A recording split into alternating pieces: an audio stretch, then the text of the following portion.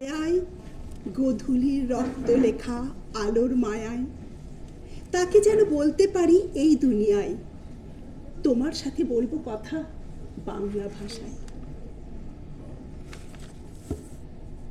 ফেব্রুয়ারি মাস আমাদের রক্ত ঝরানোর মাস। আকাশে তো আমি রাখি নাই মোর উড়িবার ইতিহাস, তবু উড়েছিনু তোমাদের সাথে এই মোর উল্লাস।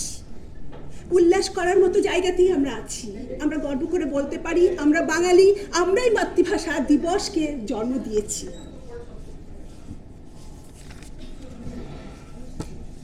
আমাকে তানিয়া বলল একটা কবিতা দিয়ে শুরু করতে, তো আমি কি কবিতা বলবো তাই ভাবতে গিয়ে ভাবলাম যে আমি একটা আমার স্বরচিত কবিতা দিয়ে শুরু করি।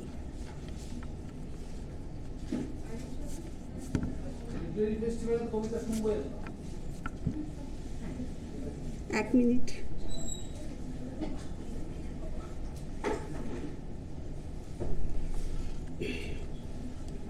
আমি কবিতা লিখি, কিন্তু আমি বেশি কবিতা আবৃত্তি করতেই ভালোবাসি।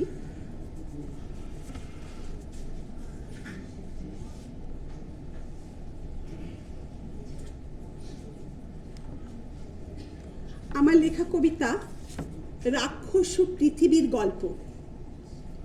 সময়ের উদ্বর্তনে উঠে পাখি হয়ে যায় ক্লিপ, মানুষ হয় সরীসৃপ।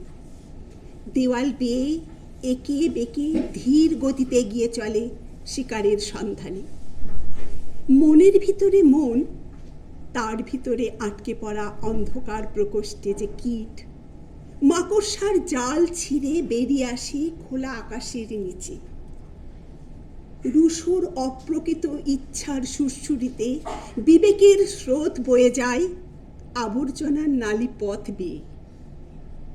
ডাইনি বুড়ির কৌটো থেকে নরখেকো রাক্ষসটা আলমোড়া ভাঙে। উত্তর দক্ষিণ পূর্ব পশ্চিম সব ওলট পালট করে গোটা পৃথিবীকে সাজায় উদ্বাস্তুতে। ধাক্কা ধাক্কির কুবির ডাঙা খেলায় সাগর জলে শিশুর দেহ ভেসে যায়।